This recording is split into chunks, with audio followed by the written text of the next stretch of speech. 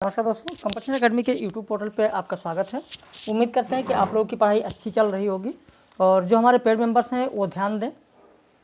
आज इकाई 1 का जो वीडियो लेक्चर आप लोगों को दिया गया है और जो टेस्ट सीरीज़ दी गई है, टेस्ट सीरीज़ का उत्तर आप लोग ज़रूर भेजें। एक चीज़ और ध्यान रखना है कि इस टेस्ट सीरीज़ में मैं 100 प्रश्न बनाने वाला था, लेकिन 100 नहीं बन पाया क्योंकि समय का अभाव था। 50 प्रश्न इस टेस्ट सीरीज़ में हैं और आज की जो 28/5/2021 के टेस्ट सीरीज है, इस टेस्ट सीरीज को पब्लिश किया जा रहा है ताकि और भी हमारे जो मेंबर्स हैं, जो हमारे चैनल पर लगे हुए हैं, लगातार देख रहे हैं, उनको भी कुछ लाभ पहुंच सके। तो चलिए शुरू करते हैं। आज की इस महत्वपूर्ण टेस्ट सीरीज की बात करते हैं, इनके प्रश्नों की बात करते हैं। आप लोग अंत में कमेंट करके ज़रूर बताइएगा। और साथ ही एक और चीज़ बतानी है, जो हमारे नए मेंबर्स हैं जिनका एडमिशन अभी आज और कल में हुआ है, वो ध्यान दें कि कॉपी पेन लेकर बैठें। जो चीज़ें समझाई जाएँ, जो बताई जाएँ, उन्हें आप लिखते चलें, जो भी लेक्चर में बताया जा रहा है, और प्रतिदिन का काम आप लोग प्रतिदिन कर लिया करें। यदि आप भी हमारे साथ जुड़ना चाहते हैं, नए बैच में जुड़ना चाहते हैं, तो नए बैच में जुड़ने के लिए आप इस नंबर पर फ़ोन करके या व्हाट्सएप करके आप फीस और सारी जानकारी ले सकते हैं। नया बैच प्रारंभ हो चुका है। इकाई 1 इस समय चल रही है। इकाई 1 अर्थात हम लोग बात कर रहे हैं इस समय भाषा की, हिंदी भाषा और उसका विकास। इकाई 1 में हिंदी भाषा और उसका विकास, जिसमें हिंदी की ऐतिहासिक पृष्ठभूमि, भौगोलिक विस्तार, विविध रूप, भाषा के प्रयोग, लिपि, इन सब की बात हम लोग कर रहे हैं। साथ ही समास है, अव्यय है, कारक है, पर्यायवाची है, इन सब का भी वीडियो लेक्चर और टेस्ट सीरीज, नोट्स, सारी चीज़ उपलब्ध कराई जा रही है इस समय। और इसके बाद फिर हिंदी साहित्य का इतिहास प्रारंभ होगा। तो चलिए शुरू करते हैं आज के इस महत्वपूर्ण प्रश्नोत्तरी को। भारतेंदु युग के सतसईकार कौन नहीं है? अंबिका दत्त व्यास, अयोध्या सिंह उपाध्याय हरिऔध, वियोगी हरि, प्रेमघन। बहुत सारे लोगों ने, जो हमारे पेड मेंबर्स हैं, उन्होंने उत्तर भेजा है। कई लोगों का उत्तर गलत है। प्रश्न संख्या 1 का उत्तर होगा डी, प्रेमघन। प्रेमघन भारतेंदु युग के सतसईकार नहीं है। प्रेमघन ने किसी भी सतसई की रचना नहीं की है। भारतेंदु युग के जो ये सतसईकार हैं, जैसे अंबिका दत्त व्यास हैं, इन्होंने लिखा था सुकवि सतसई। वहीं अयोध्या सिंह उपाध्याय हरिऔध ने लिखा था कृष्ण शतक। वियोगी हरि ने लिखा था वीर सतसई। और एक और है भारतेंदु युग के सतसईकार, जिनका नाम हो सकता है कि आप सभी लोगों को ना पता हो, गुलाब सिंह। गुलाब सिंह ने प्रेम सतसई लिखा है। अगला प्रश्न देखें, निम्न में से अपूर्ण रचना कौन सी है? श्री ललित रामायण, जो हरिनाथ पाठक ने लिखा, क्या यह अपूर्ण है? जीर्ण जनपद, जो कि प्रेमघन ने लिखा, क्या यह अपूर्ण है? या कंसवध, अंबिका दत्त व्यास का, या नूरजहां गुरुभक्त सिंह का, इनमें से कौन सी रचना अपूर्ण है? देखिए, मैंने रचना केवल नहीं लिखा है, बल्कि रचनाकार का नाम भी लिख दिया है ताकि कोई भी भ्रम किसी को ना रहे। आपका उत्तर होगा सी, कंसवध, जो अंबिका दत्त व्यास ने लिखा है, वह अपूर्ण रचना है। अगला प्रश्न देखें, निम्न में से बेमेल जोड़ा कौन सा है? समस्या पूर्ति, यानी समस्या पूर्ति की जो रचनाएं हैं, समस्या आधारित जो रचनाएं हैं, उनमें से कौन सा जोड़ा बेमेल है? समस्या पूर्ति प्रकाश, दुर्गा प्रसाद व्यास, समस्या पूर्ति सर्वस्व, अंबिका दत्त व्यास, समस्या पूर्ति प्रदीप, गोविंद गिल्ला भाई, समस्या प्रकाश, नर्मदेश्वर प्रसाद सिंह। देखिए, ये जो रचनाएं हैं, इन रचनाओं में अक्सर लोगों को भ्रम हो जाता है, इसलिए मैंने एक साथ दे दिया है ताकि आपका भ्रम समाप्त हो जाए। उत्तर होगा आपका डी। जो समस्या प्रकाश रचना है, यह गंगाधर द्विजगंग का है, नर्मदेश्वर प्रसाद सिंह का नहीं है। इसीलिए मैंने कहा कि कॉपी पेन अगर आपके पास होगा तो आप देखेंगे कि 4-4 तथ्य आपके तैयार होते चलेंगे। जैसे समस्या पूर्ति प्रकाश आपको पता हो गया किसका है, समस्या पूर्ति सर्वस्व किसका है, समस्या पूर्ति प्रदीप किसका है। अब समस्या प्रकाश भी आपको पता हो जाएगा कि गंगाधर द्विजगंग का है। अगर आप लिख लेंगे तो ये 4 तथ्य आपके तैयार हो जाएंगे। नर्मदेश्वर ने जो समस्या आधारित रचना की है, वो है पंचरत्न। अगर नर्मदेश्वर प्रसाद की बात करें तो आप लिख लें पंचरत्न। ये नर्मदेश्वर प्रसाद की रचना है। पंचरत्न, जबकि समस्या प्रकाश गंगाधर द्विजगंग का है। प्रश्न संख्या 4 देखें। नंद के मथुरा से लौटने पर माता यशोदा के पुत्र विषयक प्रश्नों पर मार्मिक वर्णन प्रिय प्रवास के किस सर्ग में है? देखिए, प्रिय प्रवास अयोध्या सिंह उपाध्याय हरिऔध की जो रचना है, इस पर आधारित अक्सर परीक्षा में प्रश्न पूछा जाता है। प्रिय प्रवास की कथा वस्तु जो है वो बहुत ही संक्षिप्त है।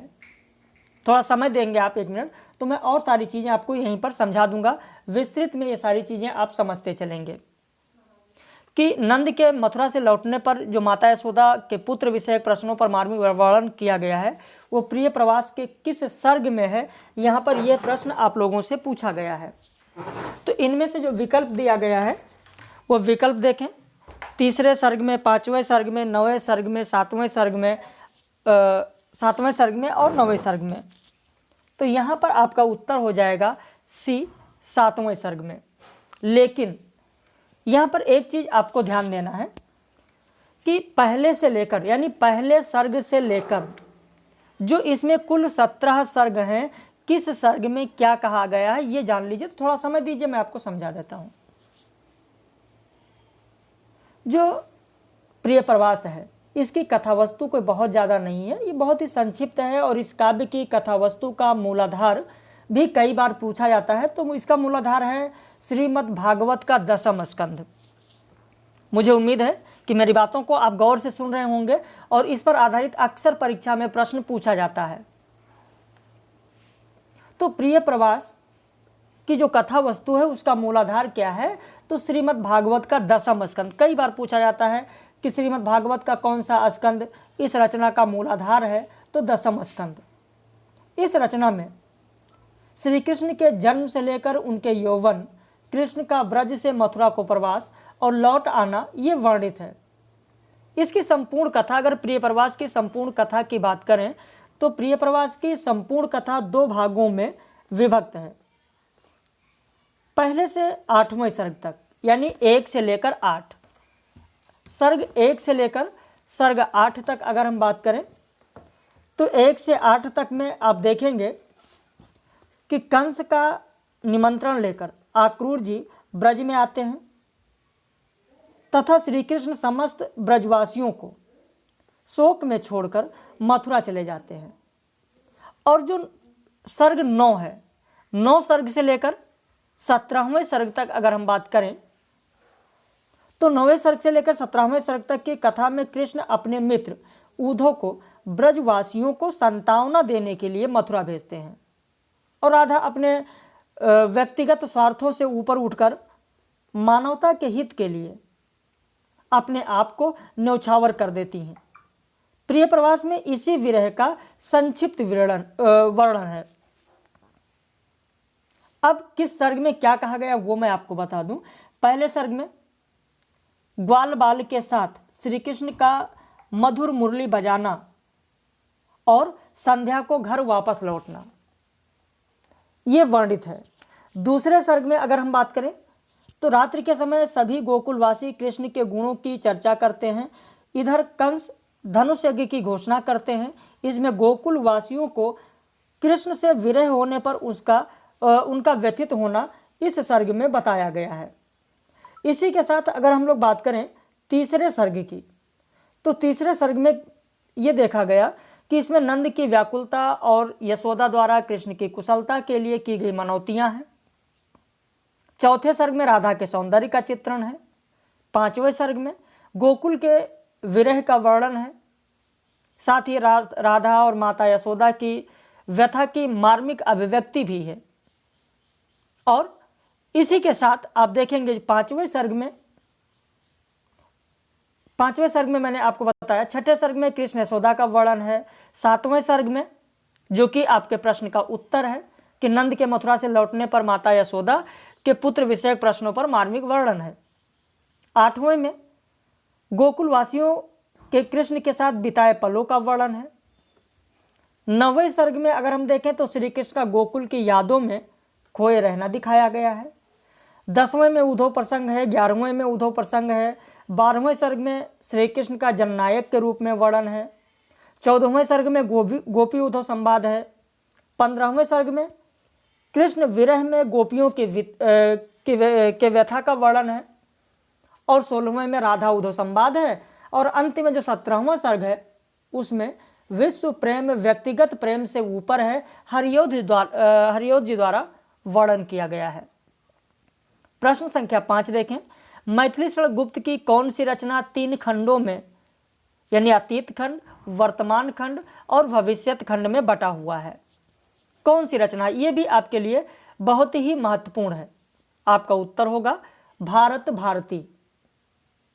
भारत भारती आप देखेंगे कि ये 3 में विभाजित है, अतीत खंड, वर्तमान खंड और भविष्यत खंड।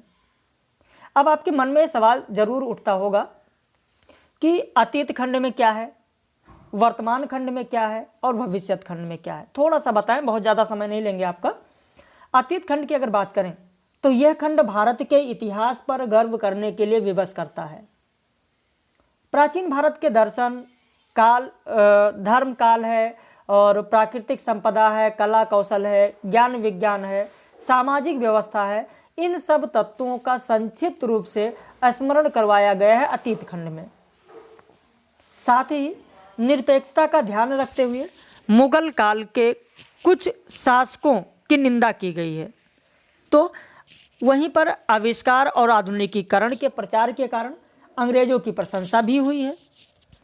वहीं अगर वर्तमान खंड में हम बात करें, भारत भारती के वर्तमान खंड में, तो इसमें देश में दरिद्रता है, समाज का नैतिक पतन है, शासन में आप देखें तो अव्यवस्था है, आपसी भेदभाव से जूझते देश की जो दुर्दशा है उसको दर्शाया गया है वर्तमान, यानी वर्तमान भारत का समाज, वर्तमान भारत के समाज का चित्र कैसा है वो सारी चीज़ें इसमें बताई गई हैं।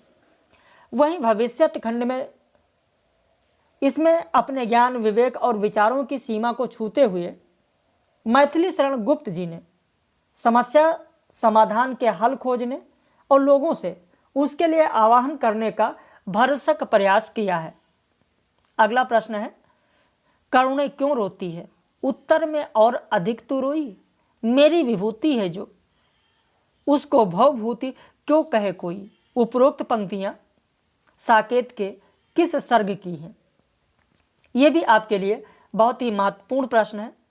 साकेत का 9वां सर्ग आपके पाठ्यक्रम में है। तो 9वें सर्ग में ये पंक्तियां, 9वें सर्ग की जो पंक्तियां हैं वो दी गई हैं। इसमें क्या कहा गया है, इन पंक्तियों का क्या मतलब है? तो इसमें कहा गया है कि हे करुणे तुम क्यों रोती हो? भवभूति उत्तर रामचरित मानस में तो तू पहले ही बहुत रो चुकी है। ये सुनकर करुण उत्तर देती है कि मैं इस कारण रो रही हूँ कि जो विरह भाव मेरी विभूति है उसे संसार का ऐश्वर्य या विश्व की भस्म या भवभूति कवि को ही इसका अंतिम कवि क्यों माना जाए। तो ये बताया गया है इन पंक्तियों के माध्यम से 9वें सर्ग में। 7वां प्रश्न है कि निम्न में से कौन सी पंक्ति साकेत के 9वें सर्ग की नहीं है? तो प्रश्न संख्या 7 देखें। मानस मंदिर में सती पति की प्रतिमा थाप, जलती सी उस विरह में बनी आरती आप। आँखों में प्रिय मूर्ति थी, भूले थे सब भोग, हुआ योग से भी अधिक उसका विषम वियोग। 8 पहर 64 घड़ी स्वामी का ही ध्यान, छूट गया पीछे स्वयं उसका आत्मज्ञान। राम तुम्हारा चरित स्वयं ही काव्य है, कोई कभी बन जाए सहज संभाव्य है। तो यहाँ पर आप देखें कि प्रश्न संख्या 7 में आपका जो उत्तर होगा वो होगा डी, क्योंकि प्रश्न संख्या 7 में आप देखें तो 7 का उत्तर डी इसलिए होगा क्योंकि यह 9वें सर्ग की पंक्ति नहीं है, बल्कि ये प्रारंभ की पंक्ति है। सबसे प्रारंभ, अगर इस रचना को आपने पढ़ा होगा तो आपको पता होगा कि सबसे पहले मंगलाचरण में मैथिली शरण गुप्त ने इन्हीं पंक्तियों को लिखा है। तो प्रश्न संख्या 7 का उत्तर आपका हो जाएगा डी। प्रश्न संख्या 8 देखें। सूनी कुटिया कोने में रजनी भर जलते जाना, लघु स्नेह भरे दीपक का देखा है फिर बुझ जाना। उपरोक्त पंक्तियां किस कविता की हैं?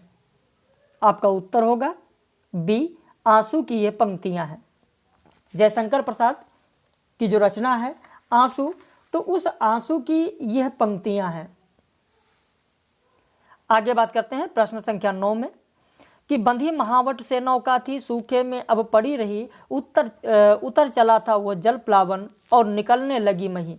कई बार उपरोक्त पंक्तियां कामायनी के किस सर्ग की हैं? चलिए, कामायनी के किस सर्ग की हैं उसकी बात हम करेंगे, लेकिन उससे पहले आपको बता दें कि यहाँ पर जो ये पंक्ति दी गई है, यहाँ पर जो ये पंक्ति दी गई है, इस पंक्ति में आप देखें तो महावट क्या है? कई बार ऐसे पूछ लिया था कि रेखांकित शब्द का अर्थ क्या होगा। तो महावट है बरगद का पेड़। वट मतलब बरगद, महावट एक विशाल बरगद का पेड़ है, उसी से मनु की नाव बंधी हुई बताया गया है। और अब जल प्लावन यानी जो सैलाब था वो निकल चुका है, मही अर्थात पृथ्वी अब दिखाई देने लगी है। प्रश्न संख्या 9 में जो ये पंक्ति लिखी हुई है, तो यहाँ पर यह है कि बरगद के विशाल वृक्ष से बंधी हुई मनु की जो नौका है उस समय सूखी भूमि पर पड़ी थी। उसका कारण यह था कि बाढ़ वहाँ से कुछ हट गई थी और पृथ्वी निकल आई। दूसरे शब्दों में अगर हम कहें कि जल की भयंकर बाढ़ का वेग कम हो चला था और जल के घटने से भूमि निकलने लगी थी, तो इस निकली हुई सूखी भूमि पर ही मनु की नाव महावट यानी बरगद के विशाल वृक्ष से बंधी हुई पड़ी थी। तो यह किस सर्ग की है, यह प्रश्न पूछा गया है। आपका उत्तर होगा चिंता सर्ग की है। प्रश्न संख्या 9 का उत्तर होगा ए, चिंता सर्ग। प्रश्न संख्या 10 देखें।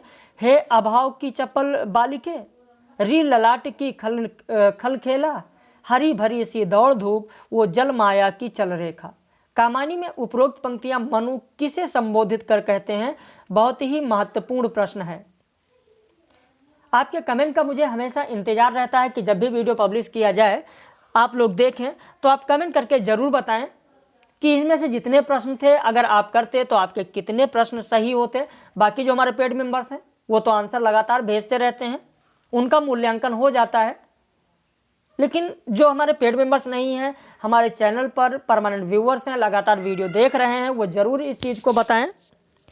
तो यहाँ पर प्रश्न संख्या 10 का उत्तर होगा ए, चिंता से कहा है मनु ने। हे अभाव की चपल बालिके, री ललाट के खल खेला, हरी भरी सी दौड़ धूप वो जल माया की चल रेखा। यानी मनु यहाँ ये कहते हैं कि हे चिंता, जब मनुष्य किसी भी पदार्थ की कमी अपने आप में अनुभव करता है तब सबसे पहले तेरा जन्म चिंतक के मन में हो जाता है।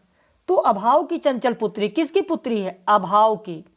हे अभाव की चपल बालिके, तो तू अभाव की चंचल पुत्री है। जैसे अबोध बालिका अपनी अबोधता के कारण घर में वस्तुओं को इधर उधर कर देती है या कभी तोड़ डालती है, वैसे तू भी अज्ञानी होकर मन में प्रवेश करते ही विचारों को अस्त व्यस्त और शिथिल कर देती है। अरे चिंता, तू मानव के भाग्य की दुष्ट रेखा है, क्योंकि तेरे उदय होते ही मानव को बुरे अक्षरों में लिखे हुए उसके भाग्य की सूचना मिल जाती है। तो ये मनु कह रहे हैं चिंता से। प्रश्न संख्या 11 देखें। मैला आंचल में मेरीगंज के माध्यम से रेणु ने गांवों में व्याप्त कौन सी सामाजिक समस्याओं का चित्रण किया है? जात पात की समस्या, प्रेम विवाह की समस्या, आदिवासियों की समस्या। तो यहाँ पर आपका उत्तर हो जाएगा 11 का डी। ये सभी समस्याएं मेरीगंज के माध्यम से फणीश्वर नाथ रेणु ने अपने उपन्यास मैला आंचल में इन सारी समस्याओं को उजागर किया है। प्रश्न संख्या 12 देखें। भारत के किस प्राचीन विश्वविद्यालय की खूबियों के बारे में भीष्म साहनी के उपन्यास तमस उपन्यास तो आपने पढ़ा ही होगा। तो तमस उपन्यास में डिप्टी कलेक्टर जो हैं रिचर्ड्स, वो अपनी पत्नी लीजा से किस विश्वविद्यालय की खूबियों के बारे में बताते हैं? बनारस हिंदू विश्वविद्यालय, मद्रास विश्वविद्यालय, अलीगढ़ मुस्लिम विश्वविद्यालय या तक्षशिला विश्वविद्यालय। तो आपका उत्तर होगा 12 का डी, तक्षशिला विश्वविद्यालय। शेखर एक जीवनी के प्रथम खंड का विषय नहीं है। क्या नहीं है?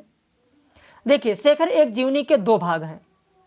जब आपको पढ़ाया गया था, जो हमारे पुराने मेंबर्स हैं जो पहले से एक बार पढ़ चुके हैं, उनसे अगर हम उम्मीद करें तो अच्छा होगा, क्योंकि जो नए लोग हैं उन्होंने तो खैर अभी नहीं पढ़ा है, लेकिन जो पुराने लोग हैं कम से कम उनका उत्तर तो गलत नहीं होना चाहिए।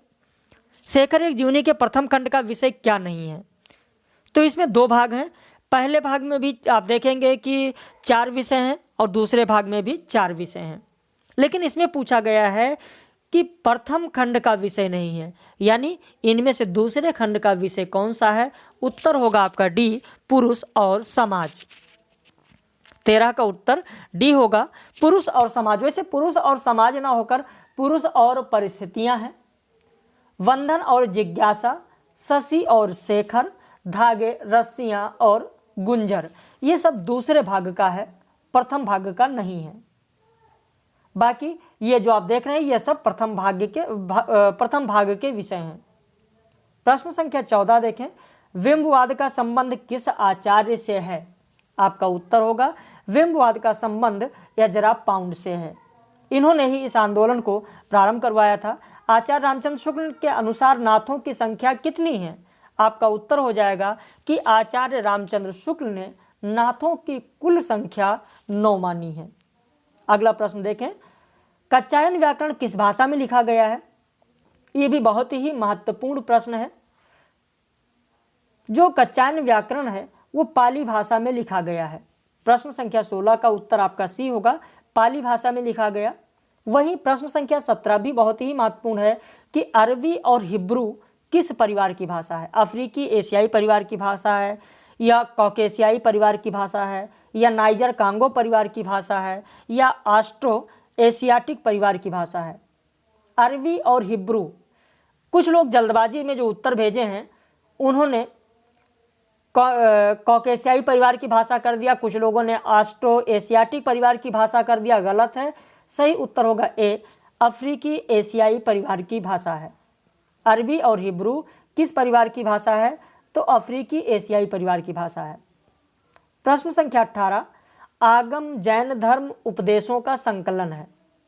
देखिए, एक तथ्य तो आपको यही पता चल गया कि आगम क्या है। तो आगम जैन धर्म उपदेशों का संकलन है। तो ये जो आगम है, जैन धर्म के उपदेशों का संकलन, इन उपदेशों की भाषा क्या थी? पाली भाषा थी, सौरसेनी प्राकृत थी, मागधी प्राकृत थी, या अर्ध मागधी प्राकृत? तो आपका उत्तर होगा डी, अर्ध मागधी प्राकृत। मृदुला गर्ग ने जो नाटक लिखे हैं उनमें से कौन सा एक नाटक है जिसका विषय बंधुआ मजदूर बच्चों की व्यवस्था और उनकी त्रासदी का चित्रण उसमें है? नाटक का नाम है एक और अजनबी, जादू का कालीन, कितनी कैदें, दुल्हन एक पहाड़ की। देखिए, एक बार प्रश्न भी पूछा गया दुल्हन एक पहाड़ की, लेकिन यहां पर जो आपका उत्तर होगा वो होगा बी, जादू का कालीन। प्रश्न संख्या 19 का बी होगा, जादू का कालीन। प्रश्न संख्या 20 देखें, लश्कर चौक नाटक जो कुसुम कुमार जी का है, कुसुम कुमार का है। कुसुम कुमार ने महिला लेखकारों में अगर देखें तो कुसुम कुमार ने बहुत सारे नाटक लिखे हैं। जो लश्कर चौक नाटक कुसुम कुमार ने लिखा, ये किसके और किस कहानी से प्रभावित है? कुसुम कुमार का नाटक लश्कर चौक किसके कहानी से प्रभावित है?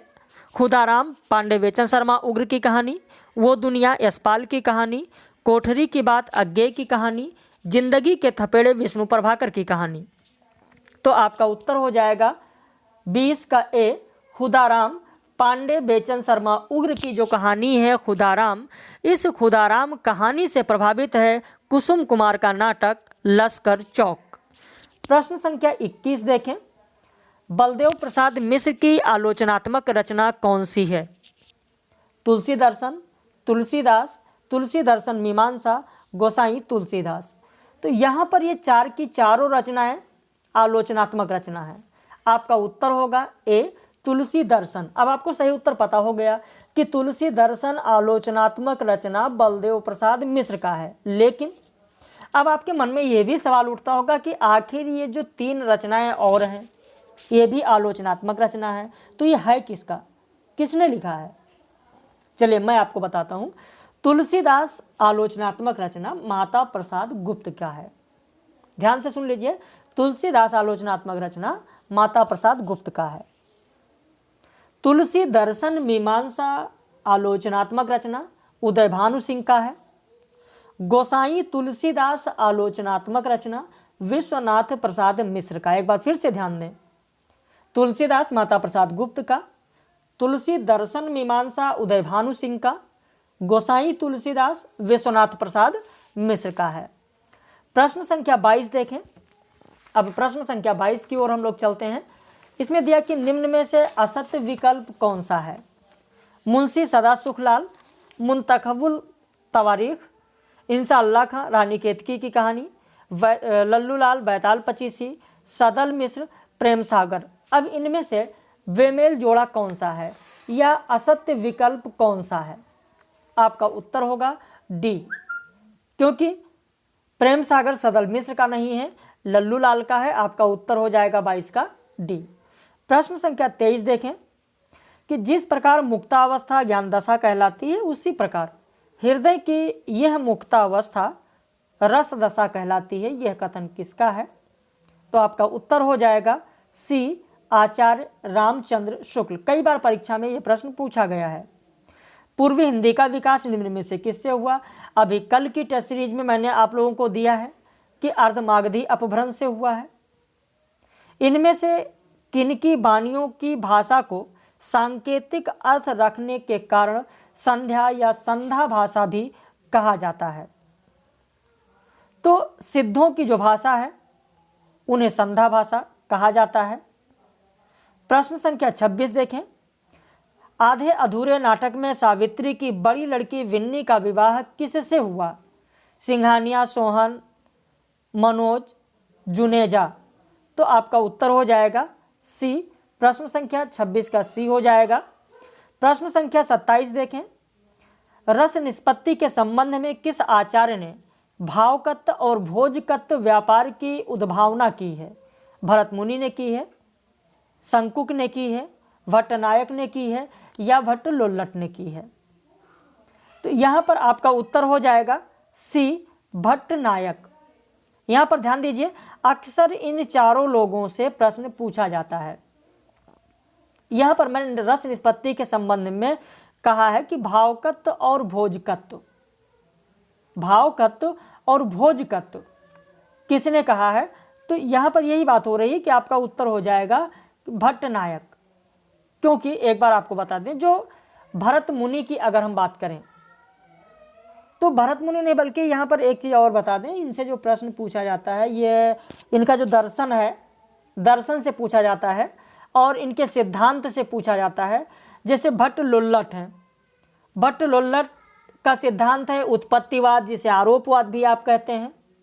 इनका दर्शन है मीमांसा, कई बार प्रश्न मैंने आपसे पूछा है। भट्ट शंकुक की अगर बात करें तो इनका सिद्धांत है अनुमतिवाद, जिसका दर्शन है न्याय दर्शन। वहीं भट्टनायक का है भुक्तिवाद या भोगवाद, जिसका दर्शन है सांख्य दर्शन। और एक अभिनव गुप्त का पूछा जाता है अभिव्यक्तिवाद, और दर्शन उसका है शैव दर्शन। तो इन चारों से अक्सर परीक्षा में प्रश्न पूछा जाता है, तो इसे भी आप लोग ध्यान रखें। और जो भट्टनायक ने, या भावकत्व और भोजकत्व की जो बात हो रही, थोड़ा सा आपको बता दें कि भट्टनायक ने काव्य की 3 शक्तियां मानी हैं। 3 शक्तियां कौन कौन सी? एक है अभिधा, दूसरा है भावकत्व, तीसरा है भोजकत्व। अभिधा मतलब काव्यार्थ की प्रतीति, भावकत्व मतलब साधारणीकरण, और भोजकत्व मतलब रस का भोग। तो ये काव्य की 3 शक्तियां भट्टनायक ने मानी हैं और उन्हीं उसी के आधार पर यह प्रश्न बना हुआ है। अगला प्रश्न देखें। निम्न में से कौन सा सुमेलित नहीं है? यानी निबंध और निबंधकार का जोड़ा दिया गया, इनमें से कौन सा सुमेलित नहीं है? साहित्यमुखी रामधारी सिंह दिनकर का निबंध, सर्जना और संदर्भ अज्ञेय का निबंध, प्रगति और परंपरा डॉक्टर नगेंद्र का निबंध, साहित्य साधना और समाज भगीरथ मिश्र का निबंध। तो इनमें से आपका सी सुमेलित नहीं है, क्योंकि प्रगति और परंपरा अज्ञेय का निबंध नहीं है, डॉक्टर रामविलास शर्मा का निबंध है। आप लोग जरूर लिख लें। अगला प्रश्न है, निम्न में से निबंध और निबंधकार का असत्य जोड़ा कौन सा है? तो क्या होता निबंध? गोपाल प्रसाद व्यास, वैमानी की परत हरिशंकर परसाई, आदमी की लालटेन विश्वनाथ प्रसाद, शब्द और स्मृति रामविलास शर्मा। यहाँ पर आपका उत्तर होगा डी, क्योंकि शब्द और स्मृति डॉक्टर रामविलास शर्मा का नहीं है, निर्मल वर्मा का है। किसका है? निर्मल वर्मा। अगला प्रश्न देखें, देश दशा नाटक के नाटककार कौन है? आपका उत्तर होगा ए, गोपाल राम गहमरी। जयशंकर प्रसाद का कौन सा नाटक नहीं है? कामना, एक घूट, विशाख, महात्मा ईसा। आपका उत्तर हो जाएगा डी, महात्मा ईसा, क्योंकि यह पांडे बेचन शर्मा उग्र का है। कालीचरण किस उपन्यास का पात्र है? आपका उत्तर हो जाएगा सी, मैला आंचल। देखिए, यह मैला आंचल से भी अक्सर परीक्षा में प्रश्न पूछा जाता है, तो इसलिए इस प्रश्न को भी आप लोग इग्नोर ना करें, जरूर देखते चलें। और जहां पर जो चीज़ें समझ में ना आए आप जरूर कमेंट करें, जरूर बताएं। प्रश्न संख्या 33 देखें। प्रश्न संख्या 33 में निम्न में से कौन सा सुमेलित नहीं? करुणा दुखात्मक वर्ग में आने वाला मनोविकार है। रामस्वरूप चतुर्वेदी का ये कथन गलत है। यहीं पर गलत है क्योंकि यह आचार्य रामचंद्र शुक्ल का कथन है। एक बार फिर से सुन लें, क्योंकि पीडीएफ स्पष्ट नहीं आई है तो एक बार मैं फिर पढ़ दे रहा हूं। करुणा दुखात्मक वर्ग में आने वाला मनोविकार है। यह कथन आचार्य रामचंद्र शुक्ल का है। मनुष्य की श्रेष्ठ साधना ही संस्कृति, हजारी प्रसाद द्विवेदी ने कहा, सही है। छायावाद स्थूल के प्रति सूक्ष्म का विद्रोह, डॉक्टर नगेंद्र। भक्ति आंदोलन एक जातीय और जनवादी आंदोलन है, डॉक्टर रामविलास शर्मा। प्रश्न संख्या 34 देखें, गोस्वामी तुलसीदास की रचनाओं का सही क्रम कौन सा है? इसमें भी कई लोगों का, कई साहित्यकारों का अलग अलग मानना है, लेकिन आयोग ने जो माना है वो सबसे पहले यही होगा, रामचरितमानस पहले है, फिर दोहावली, फिर गीतावली, फिर विनय पत्रिका।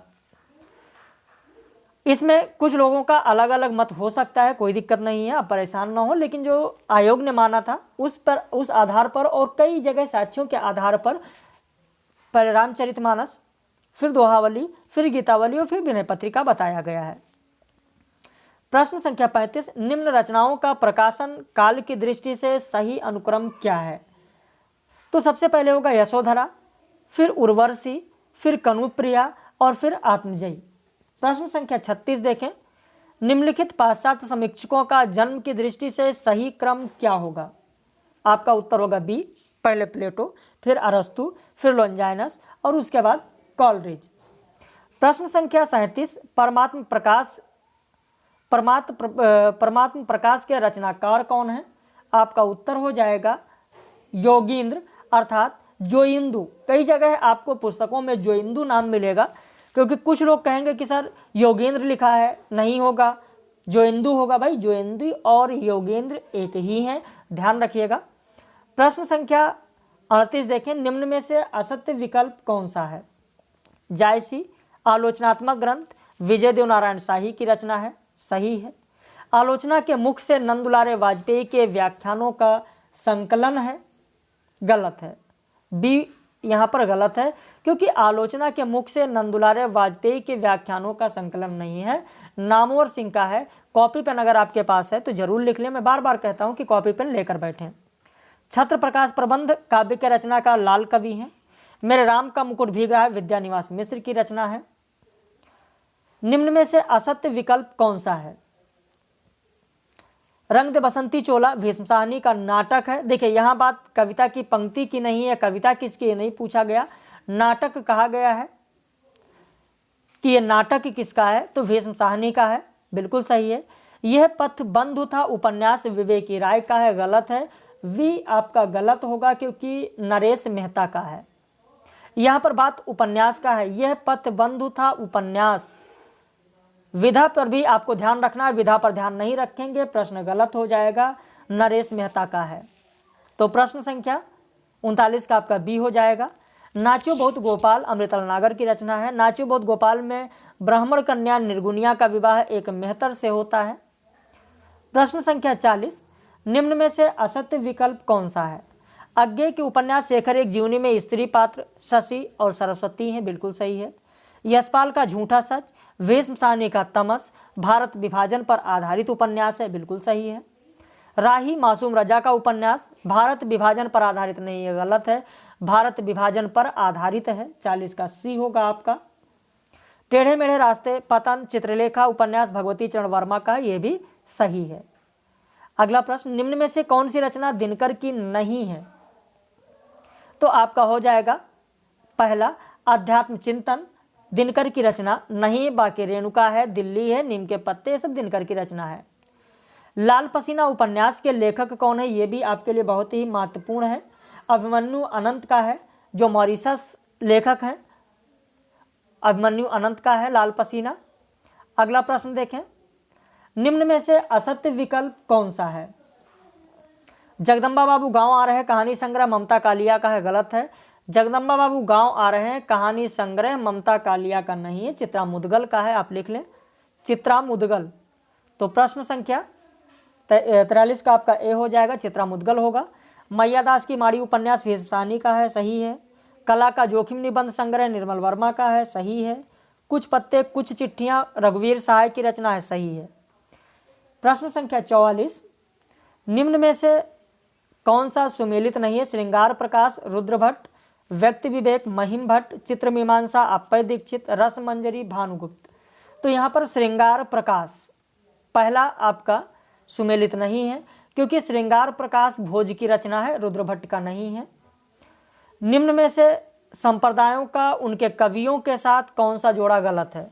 राधा वल्लभ संप्रदाय के कवि बिहारी, खालसा संप्रदाय के गुरु गोविंद सिंह, सूफी संप्रदाय शेख फरीद और प्रणामी संप्रदाय सुंदरदास।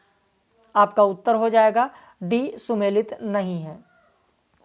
अगला प्रश्न, हिंदी जाति की अवधारणा के प्रवर्तक कौन थे? आपका उत्तर हो जाएगा बी, डॉक्टर रामविलास शर्मा। प्रतीकवादी आंदोलन का उदय कहाँ हुआ था? आपका उत्तर हो जाएगा बी, फ्रांस। अगला प्रश्न, निम्न पत्रिकाओं और उनके संपादकों का कौन सा जोड़ा गलत है? समालोचक चंद्र शर्मा गुलेरी, सही है, ये भी संपादक रहे हैं। इंदु के अंबिका प्रसाद गुप्त भी संपादक रहे हैं। अभ्युदय के मदन मोहन मालवीय भी संपादक रहे हैं। और प्रताप के देवकी नंदन खत्री नहीं रहे हैं, बल्कि गणेश शंकर विद्यार्थी रहे हैं। निम्न कवियों और उनकी कविताओं के साथ कौन सा जोड़ा असत्य है? वीरों का कैसा हो बसंत सुभद्रा कुमारी चौहान, रश्मि महादेवी वर्मा, कैदी और कोकिला माखनलाल चतुर्वेदी, भैंसा गाड़ी दिनकर, गलत है। भैंसा गाड़ी भगवती चरण वर्मा, लिख लीजिए भैंसा गाड़ी भगवती चरण वर्मा। प्रश्न संख्या 50, निम्न में से कौन सा सुमेलित नहीं है? ज्ञान दूर कुछ क्रिया भिन्न है, इच्छा क्यों पूरी हो मन की, एक दूसरे से न मिल सके, यह विडंबना है जीवन की, रामनरेश त्रिपाठी की पंक्ति, गलत है। जयशंकर प्रसाद की रचना कामायनी, रामनरेश त्रिपाठी की नहीं है, बल्कि जयशंकर प्रसाद की रचना कामायनी का जो 14वां सर्ग है, 14वां सर्ग रहस्य की यह पंक्ति है। कामायनी के 14वें सर्ग में रहस्य की यह पंक्ति है। तो यहाँ पर रामनरेश त्रिपाठी का नहीं है। तो प्रश्न संख्या 50 का आपका ए होगा। बाकी ये 50 प्रश्न थे, आप कमेंट करके जरूर बताइए। आपके कमेंट का मुझे इंतजार रहेगा कि आज के इस प्रश्नोत्तरी में, इस टेस्ट सीरीज में आपके कितने सही हैं। और साथ ही आप हमारे साथ पेड बैच में अगर जुड़ना चाहते हैं, बैच प्रारंभ हो चुका है, नया बैच इकाई 1 भाषा चल रहा है। अगर आप ज्वाइन करते हैं तो आपके जितने भी लेक्चर अभी तक छूट गए हैं वो सारे लेक्चर आपको उपलब्ध कराए जाएंगे। जितनी टेस्ट सीरीज, जितने PDF नोट्स, जो भी आपका छूट चुका है वो सारी चीज़ आपको उपलब्ध कराई जाएगी। और मेरी कोशिश यही रहेगी, मेरा प्रयास हमेशा यही रहता है कि परीक्षा से पहले एक बार पूरे पाठ्यक्रम का रिवाइज हम ज़रूर करा दें आप लोगों को। एक बार तो अभी विस्तृत जैसा चल रहा है ऐसा चलता रहेगा, और जब परीक्षा की तिथि घोषित हो जाती है तो 20 से 25 दिन के अंदर अंदर एक बार रिवीजन फिर से करा दिया जाता है, ताकि जो पहले का पढ़ा हुआ है उसे आप भूल गए हैं तो आपका रिवाइज हो जाए। और जब तक आप रिवाइज नहीं करेंगे तब तक आप परीक्षा में सारे प्रश्नों को नहीं कर पाएंगे। बहुत सारी चीज़ें हैं जो भूल जाता है व्यक्ति, कितना याद रखेगा। तो आप हमारे साथ जुड़ना चाहें तो जुड़ सकते हैं। नंबर ऊपर लिखा है, उस पर फ़ोन कर लीजिए या व्हाट्सएप कर लीजिए, आपको फीस और सारी जानकारी वहीं पर मिल जाएगी। या नंबर यहाँ पर लिख दे रहे हैं, आप लिखना चाहें तो लिख लें 80 52 58 4 004, या दूसरा नंबर भी लिखना चाहें तो लिख लें 97 21 46 2740। इस नंबर पर फ़ोन या व्हाट्सएप करके फीस और सारी जानकारी आप ले सकते हैं। हम लोग फिर मिलेंगे। वीडियो कैसा लगा कमेंट में ज़रूर बताइएगा, और यदि आप नए हैं हमारे चैनल पर तो वीडियो को सब्सक्राइब कर लीजिएगा, चैनल को सब्सक्राइब कर लीजिएगा, वीडियो को लाइक कर लीजिएगा, ताकि जब भी नया वीडियो डाला जाए उसका नोटिफिकेशन आप तक ज़रूर पहुँचे।